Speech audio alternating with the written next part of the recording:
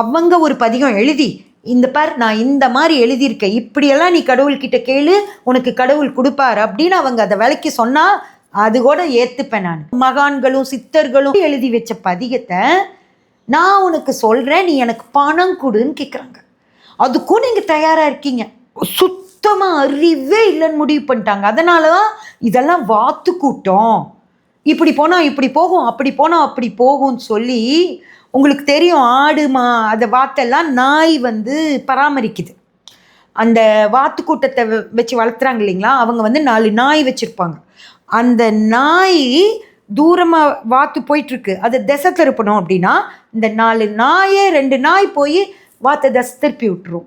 அந்த மாதிரி ஒன்றுமே சுத்தமாக சுய அறிவே இல்லாமல் யார் வேணாலும் தன்னை திசை திருப்பலாம் அப்படின்னு இருக்கிறது வாத்து கூட்டம்.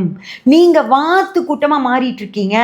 பரிகார கிளாஸுக்கு போகிறீங்க, கடவுள் உனக்கு வரம் கொடுக்க பரிகாரம் இருக்கு, அதை நான் உனக்கு கிளாஸாக எடுப்பேன், அதுக்கு நீ என்கிட்ட பணம் கட்டி வான்றாங்க. இந்த பதிகம் உனக்கு வீடு கட்டி கொடுக்கும், இந்த பதிகம் உன் நோய் தீர்த்து வைக்கும், இந்த பதிகம் உனக்கு பணம் கொடுக்கும், இந்த பதிகம் ஐஸ்வர்யத்தை அள்ளித்தரும், இதெல்லாம் வேணும்னா நான் உனக்கு இந்த பதிகம் உனக்கு இதை கொடுக்குன்னு சொல்கிறேன், அதுக்கு எனக்கு பணம் கட்டுன்றாங்க.